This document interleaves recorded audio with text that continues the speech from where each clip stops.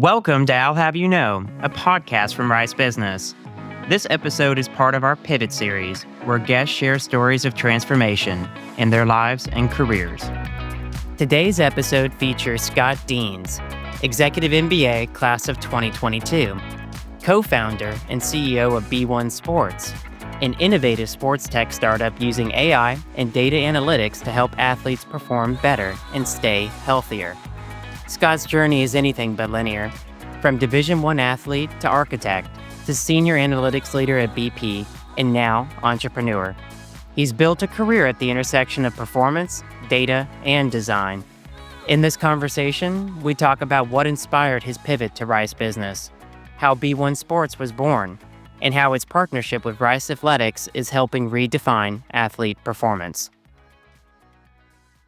Well, hey, good morning, Scott. Thank you for joining me on I'll Have You Know.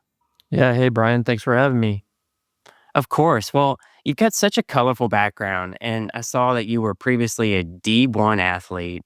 So what sport did you play, and do you happen to still play it? I don't still play it the way I used to, but it was football. Played all through high school and college. I was a kicker and a punter, and in high school I was a quarterback and pitcher and broke my elbow pitching. So that kind of ended the quarterback career, but went on to be a scholarship athlete. And after that, had a short attempt at the NFL. And the point came when I either had to continue following that dream or sort of make a new one. And it ended up going back to finish my architecture degree. So that was sort of the formal ending of the football career.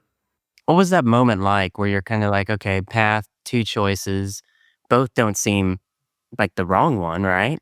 Yeah, it was painful, to be honest. I mean, my intention as a little kid growing up was 3 letters, NFL, NFL, NFL. That was it. And when that, it became clear that that wasn't going to happen, or at least it wasn't the path that I thought I should take. It was a decision that wasn't easy, but in retrospect, a good one.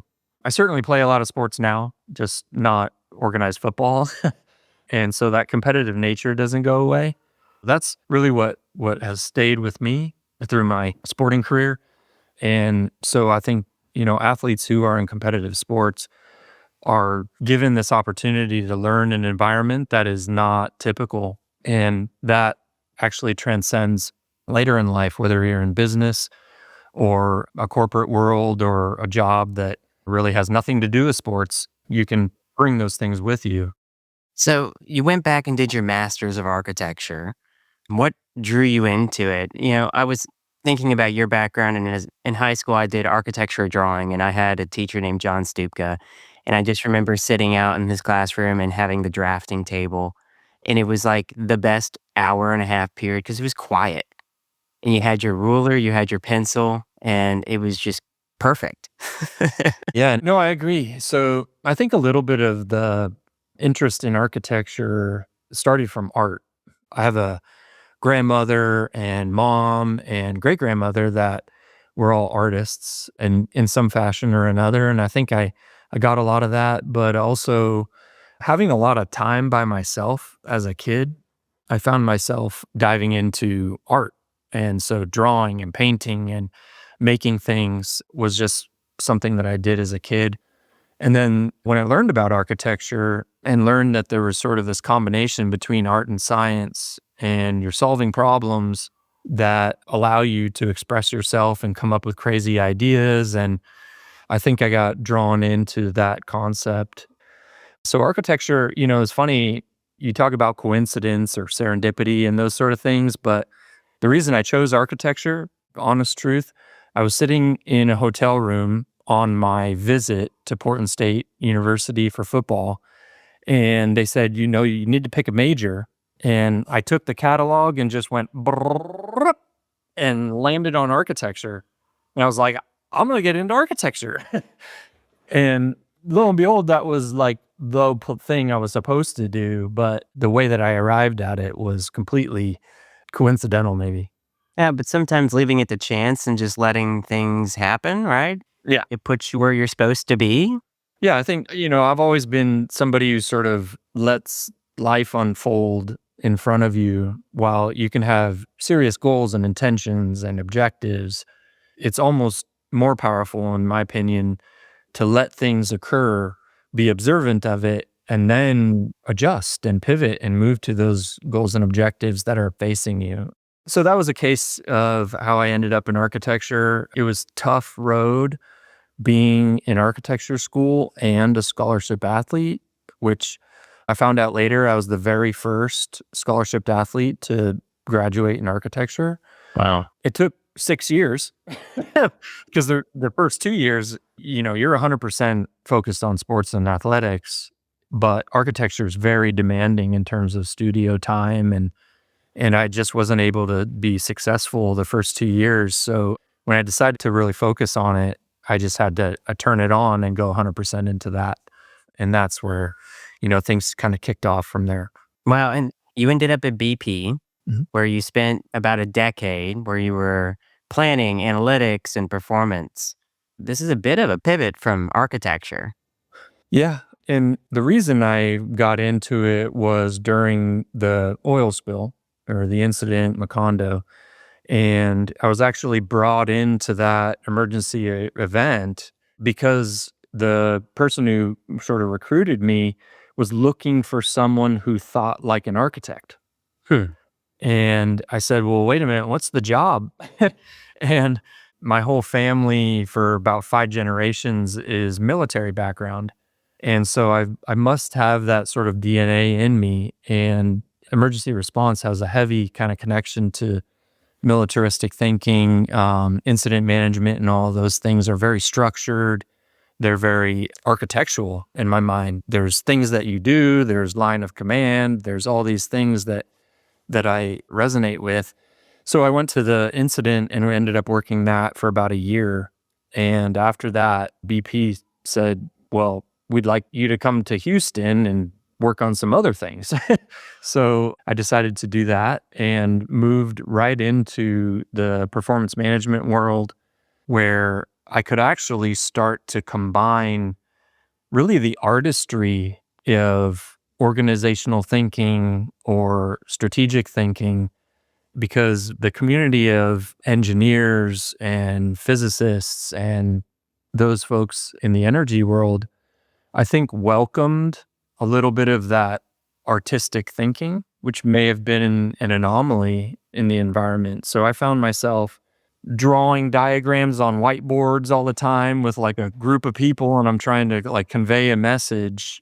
And I think part of the success in that was it was just a completely different way of thinking about a problem that they were solving. It ended up working out really well. Learned a lot, not only about the energy industry, but large corporations. Ultimately ended up being the director of performance across the upstream, which is a massive organization with many components of the business.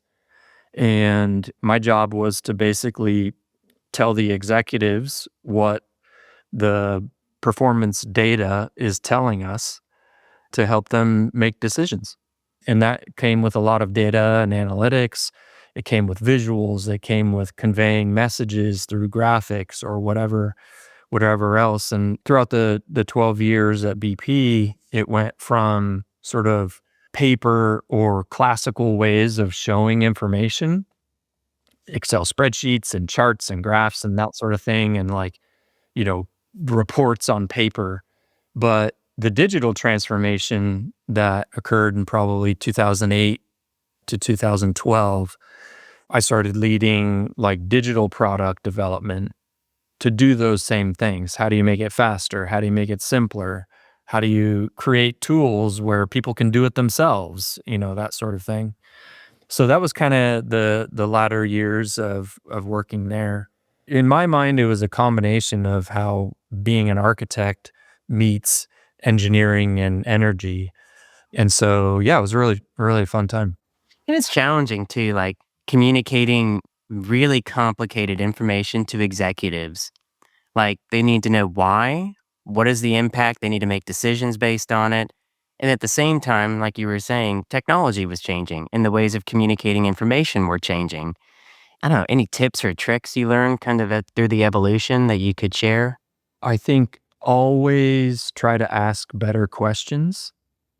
And this has been a mantra of mine since I was a little kid, I think, because, there's always going to be answers. You can always find a solution, but is the solution the right one? And is there a better question we could be asking to really achieve an impact or a positive outcome that you're looking for? But sometimes that leads you to, a lot of rework or pivoting and changing. And so it creates a mindset of constant flux, like you're in constant change. And that's not an easy mindset for many people. So some of the advice I would give is if you're a structured thinker and a structured person and you need step A, B, C, D, E, F to kind of operate, that's great. And you're probably really good at that because you've been working in that modality. But test yourself if all of a sudden A, B, D occurs or W shows in from the side. And, like, what are you going to do? And that could be in like technology exploration. That could be in completely changing your strategy because you found a better question to ask. And so being nimble and being agile, I think, is a really powerful skill in anything that you do. So, yeah, that's kind of what the big things that I've taken from my experience, and 100% deploying all those things today in my new venture, which is challenging. It's challenging and great at the same time, but it's something that I think is really important to make sure that you're kind of tackling the most powerful thing you can be and not being afraid to say you're wrong and scrap it and come back to something new. Just do it fast, reiterate, or iterate many times. That's a really powerful thing. Absolutely. And I feel like being afraid of asking questions, some folks feel like it's a admission of not knowing, then it's an admission of inadequacy. And that fear stops you from these possible iterations like you're talking about and these other opportunities because you're straddled onto A, B, and C. 100%. And it is something that you have to wrestle with, I think, internally a little bit. And it starts to speak to, what kind of a leader are you? And I think I try to practice vulnerability and transparency because I'm learning too. I'm learning every day. So, yeah, being willing to say that you were wrong or you could do something better is often a healthy thing, I think. Yeah, absolutely. It builds the culture of openness, right? So I guess your next kind of phase I think of is your Rice MBA. What made you decide that, an MBA was something that you wanted those three letters at the end of your name? Yeah. Well, a couple of things sort of, again, pushed me into the decision. One, my time at BP was coming on the back of a COVID year, so a remote year. We were actually doing a massive project on reorganization and changing everything that was kind of the way things worked. And the remote environment just started to create some disconnect. And I found myself wanting more. And so I figured, what I have a lot of extra time here, and I'm starting to really get excited about the business side of things. So I applied to the MBA program at Rice, along with a few others, and had a decision at the end, fortunately, of where I wanted to go. And Rice is a quarter mile from my house, obviously one of the best programs in the world. And so, yeah, decided to go for it. And of course, wanted to do that simultaneous with working and maintaining a full-time job. So got in, and then that was sort of the first day of a big new chapter coming, which happened about a year later, halfway through the program. When you sat down that first day, did you go, okay, right decision? Or, what am I doing? What was the feeling? To be honest, in the beginning, because our first year of the program was also remote because of COVID. So we were like the first class ever doing this executive MBA full-time remotely. So, our cohort was pioneering something brand new. So I kind of thought that was interesting and fun. But it also made it pretty challenging because, part of the real interest in the program was the people. And we didn't really get to meet each other for a year. Lots of Zoom calls like this. So you're meeting people and creating relationships through a screen, which ended up working out well and led to a really cool actual meeting of people 1 year into the program. And so the beginning was kind of what I expected. I expected to be challenged, to learn new things, to find what I'm good at and what I'm not good at. And, the neat thing was it was just, we're doing it. It's 100%. I don't care what shows up, we're going to go. And that was the kind of mentality going into it. Yeah, I was online program. I think the second cohort. So we were really the initial pioneers on the online space for the business school, but it's tough to go through a computer screen and build relationships. And a lot of the value of your MBA, it's your classmates and networking and learning from each other. But also in 2026, most of the new calls I have with potential customers or opportunities, it's over Zoom. Like, this is where you build relationships, and this online kind of persona that you have to build is ever more important, than it was 10 years ago. Definitely. So, at one point in the EMBA program, I guess it dawned on you that, entrepreneurship was a pathway, and then it seemed like a real legitimate pathway that you could take. What was that kind of realization like? It was really just a confirmation rather than a new realization. I'm an only child and I grew up on a boat, a small boat in San Francisco Bay. You're kidding. No, so Wow. I was secluded and by myself a lot of times. So I was an entrepreneur at a very young age. I think I had my first business, I was 9 years old. So I've always had an entrepreneurial kind of process and mindset, but I didn't know it. I didn't know it was entrepreneurial kind of thinking or that I should have probably done this sooner. But at one point in the MBA program, when you're going through Al Danto's class at the time with pathways to entrepreneurship, and you're going through leadership training, you're going through all these different internal processes of like, who am I? And what do I want to do with my life? What's the purpose of what I'm doing with my life? All those things. I was like, wait a minute.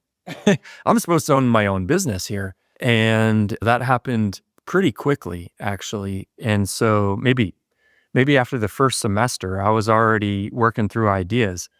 And in fact, I went through two ideas before BeONE Sports at the Hmm. program. And one of them was through the energy world because I thought maybe I would do something in energy. Another one was actually a food and beverage concept to solve a problem that I found in that industry, and even went through customer discovery for both of those things and had people interested and all this stuff. And I was like, you know what? These things aren't really scratching the itch. And I sat back again and went back to, okay, where is my passion? Not where is my experience or where is my, current knowledge base? What's my passion? And it always goes back to sports. It always goes back to that competitive moment with learning and struggle and, you know, what happens in the world of sports. And so I was like, okay, that's it. So now I start taking in my experience and my knowledge and all of that from competitive environments, the data and analytics side from my previous jobs, the art and architecture, all that stuff combined into what is now BeONE Sports. And that's what's really neat about that process of finding what you want to do with what you can do and then working simultaneously between those things. I think that's why I'm still at it here, in our fourth year at B1, because I am truly waking up every day and doing what matters to me and what matters, I think, to the people that we work with and provide solutions for. So I sometimes imagine if I had chosen the other one of the other companies and I was like, there's no way I'd be here after 4 years grinding through the trenches, as they say, on something that didn't matter to me. So, yeah, I think that's a huge, huge point in any entrepreneurial's journey that it has to matter to you. Otherwise, you're not willing to compromise and go through all the pain in order to make it successful. That's, I think, fantastic advice. And B1 is pioneering this thing that's called comparative training technology. Could you explain kind of what that is? Really simply, in a nutshell, in sports, you're learning all these different movements and actions, and those movements and actions lead to success in the sport or success on the field or on the court. So, the perfect example is like being a quarterback in football, there's a lot of mechanics that go into playing that position successfully, whether it's your foot placement on a drop back or your throwing mechanics or, even just being in the right body position to scan the field and read the defense. There's biomechanics and body movements that can be trained. And so, what comparative training does is basically give you an option to learn from somebody who's already achieved a level of progress or a level of greatness. And so, the concept around, when you're a kid and you're learning from a coach, or nowadays you're watching YouTube or something, and you're trying to understand what to do and then translate that to your body while you're on the field training. And there's a massive disconnect between watching somebody do something great and then try to mimic that on the field for yourself. So the technology that we developed is just a way to make that simpler and faster and more consistent. And so we use computer vision technology that tracks what your body is doing. And through a variety of algorithms and pieces that we've added to the technology, it basically allows a subject with some other subject to be seen in the same space and time, which allows us to create all sorts of calculations that are supposed to be what we call metrics that matter. And through those metrics, a person can actually learn faster. So, in a nutshell, if I want to learn to be a quarterback like a collegiate athlete or a professional athlete, then we provide that comparative, that athlete in the system, so you can see yourself against that athlete. And it actually creates the calculations and tells you where on your body and when you're producing errors. So, the whole technology is about learning. And the whole process is about how do you make it simpler, faster, and more versatile for everybody to use. Just thinking of an example. So let's say I'm a golfer. You record me with my swing. You would then get the metrics from a comparative, let's say Tiger Woods. You would put that over my swing, and then it would give me metrics that matter, which show kind of the differences and potential movements I could make in order to achieve a better swing. Essentially, yep. There's components of this, right? So each movement can be broken down into micro actions, and those micro actions are things that we've developed and embedded into the artificial intelligence. So they're called AI recognition models for sports. And so we train models to find these key moments in any movement. Now, the trick is Tiger Woods, for example, if you're actually using Tiger Woods, then you have to have license to do so if you're going to commercialize that product, right? So that's been one of the hurdles or barriers to the concept, although I think we now have 220 something comparative athletes in elite sports. So we've solved that issue. Now, of course, Tiger's not in the system because we haven't quite gotten there yet, but maybe someday he would get excited about training kids around the world without doing anything.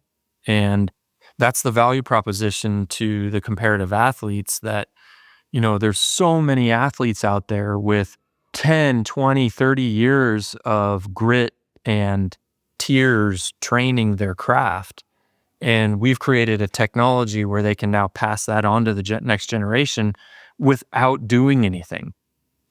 So the concept has really been for every athlete that we've spoken to who has a desire to give back in some way, but doesn't have the time and effort to do it. It's been really positive because their skill set is there. And we're just finding a way to unlock all that talent and pass it on to everyone else. Well, you're solving a huge issue for players and coaches, right? Like you're giving them this example that would otherwise not be available. Yeah. And the kind of trick I think behind it is having the example be relevant to the person, right? Because, I mean, there's tons of examples out there. You can go watch pretty much any athlete probably on YouTube and you're just watching it. But the real innovation here is that it is lined up to what the subject athlete is doing. Otherwise, you're always trying to say, well, what's that guy doing and what am I doing? And there's a disconnect.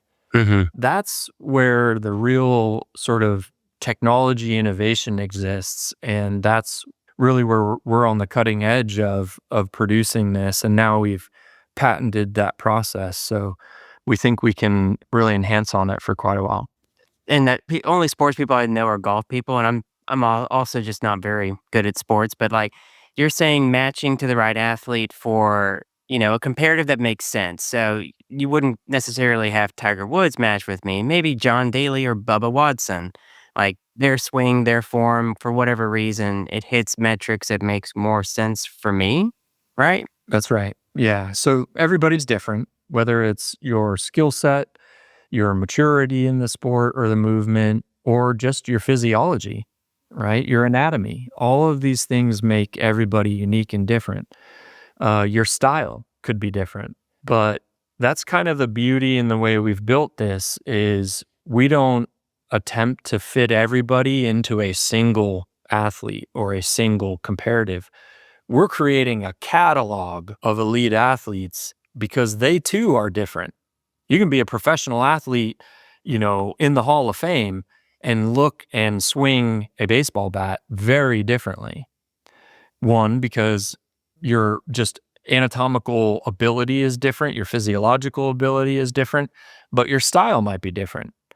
So we create this massive catalog of learning opportunities. And then that way, when an athlete who wants to learn fits a certain style or fits a certain anatomy or physiology, we can match them up and say, hey, we've recognized you're moving like this person or these top five or whatever, consider using these.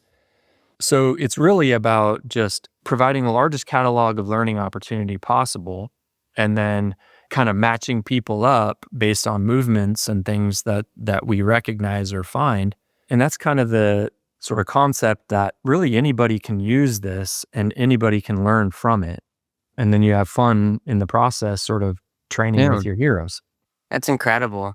And you were able to co-found BeONE with another Rice MBA alum, Jason Bell, Yep. and also a former Rice student athlete, James McNaney. What did each of you bring to the table? I mean, I feel like partnerships, there's like elements from each of you that matter so much. Oh, definitely. So another big piece of the program at Rice was really focused on like building a team. And I've been a coach for a long time. I've been part of teams and built teams. So teams are, in my opinion, the linchpin, really the basis for a product and, a business and all those things. But part of that process is everybody's recognizing what they're good at and what they're not good at. And then where you have gaps, you need to find people who are strong in those areas. So I recognize really quickly the areas that I'm not strong at. And Jason, basically from a business side and many other sides, filled those perfectly. And so when we started working together in the early days, we were able to really sort of look at everything we need to be doing and saw that, okay, between the two of us, we really can cover all the bases. But there was one side that was not covered, which was basically the data science side behind what we wanted to produce.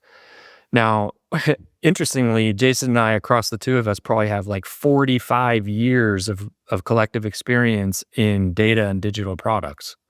However, the data science component of this, the machine learning component, and building artificial intelligence, the actual nitty gritty behind this is what we needed to get.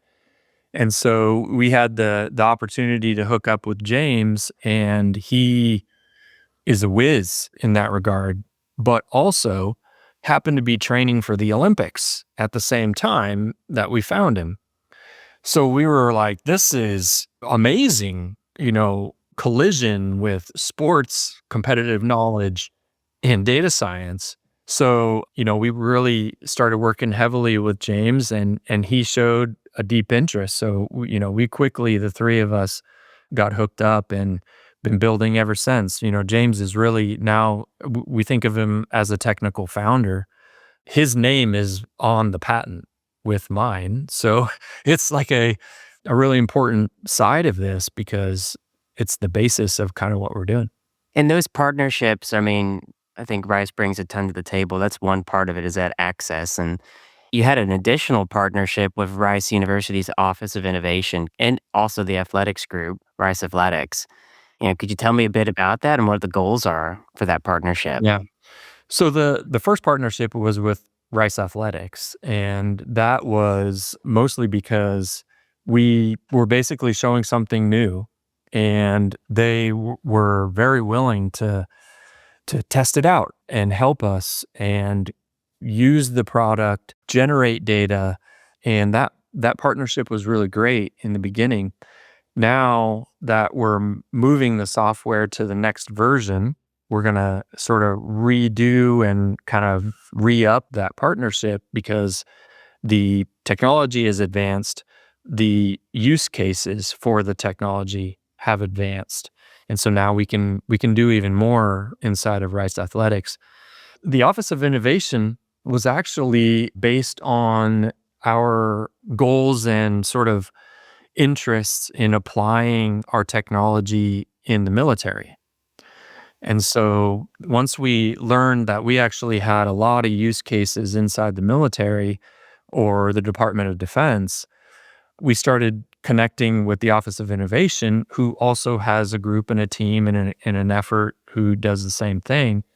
And so we built a little team with Office of Innovation, created a partnership and an agreement to tackle a couple open RFPs for technology. And we ended up actually getting a contract in the Air Force together. And that phase one contract was an amazing first time working for the government. And, we sort of combined our efforts to produce a phase one solution. We proposed the phase two solution, which would have been a massive, massive contract. And we fell just short of getting the phase two contract, but the opportunity still sits there. And there are so many opportunities in that space that we really want to continue building that branch of the company and continue to enhance that partnership. Our challenge right now is focus, priority, and human resources to do all that, because we have to keep our company objectives clear, which is sports right now. But the moment we are able to grow a little bit and have the ability to start continuing that military and Department of Defense use case, that's where we're headed. Wow. I guess I'm really interested, how are Rice athletes using your technology during a season? What does that look like? I think currently they're probably not using it because we're in between 1.0 and 2.0. So 1.0 was just a mobile application. It was really kind of a beta on the whole concept, what we had eventually patented and everything. In the initial days, it was all functional movement, mobility use cases.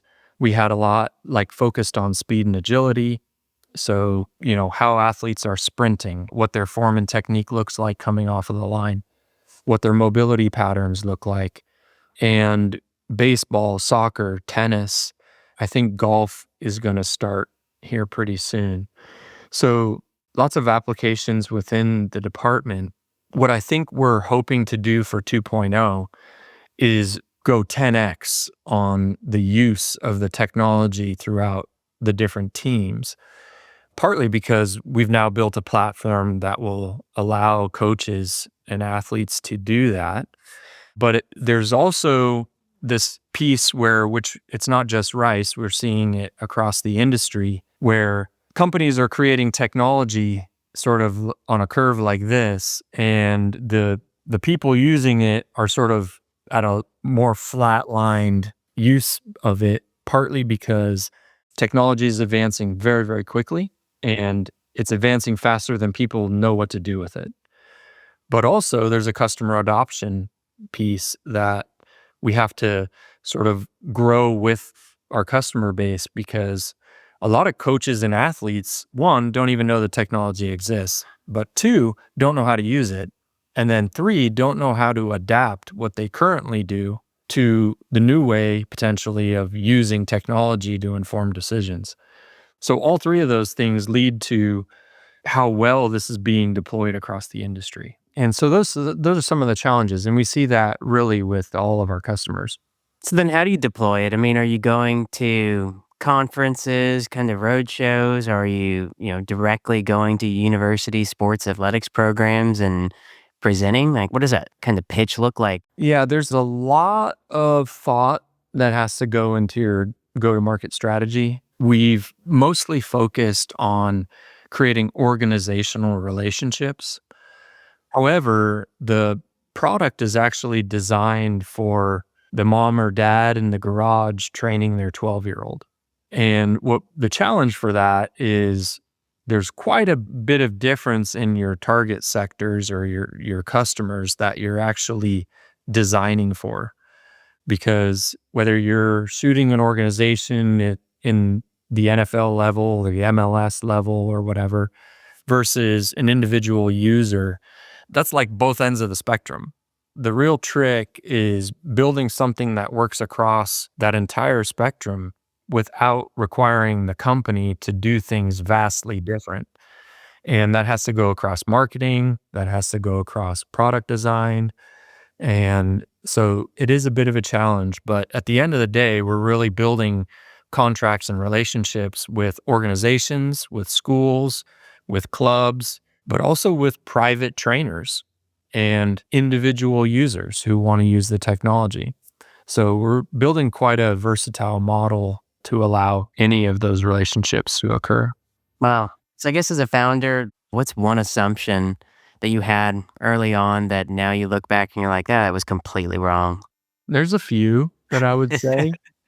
One of them is the commitment of your closest people. So your family, your friends, they will absolutely be affected in an entrepreneurial journey. They'll be affected financially, emotionally. They'll be affected just by your presence or lack of presence. So you have to really think about everyone that's close to you in this journey, and are they up for the challenge as well? Because you need that support. You can't be fighting that area. Otherwise, the meaning behind what you're doing changes. So there's a component of compromise. What are you willing to compromise in order to be successful? And then you have to ask them, what are they willing to compromise in order for you to be successful? That's something that I was not appreciating at the beginning, but something we learned pretty quickly. And I'm fortunate to have such a strong support structure with my wife and my kids and family. So that's a big one. The second one is double whatever time you think this journey is going to be. So if you think, oh, this is going to be a 2-3 year thing and I'm just going to build it and sell it or whatever, double it. And then take your current salary at your current job and reduce it to 10% across that doubled time. Then say, okay, do I want to do that? Because that is more than likely the reality. They always say in school and everywhere else that you've got to grind through the trenches and you got to be tough and you got to keep going and all that stuff. That doesn't mean anything to anybody until they're in the trenches. Mm-hmm. And you're not truly in the trenches until all those things have occurred. Like you're broke, you're tired, nothing's working, you have no customers, it isn't until then that you're like, holy moly, I'm in the trenches. And so you just have to be prepared for what you're about to put yourself through.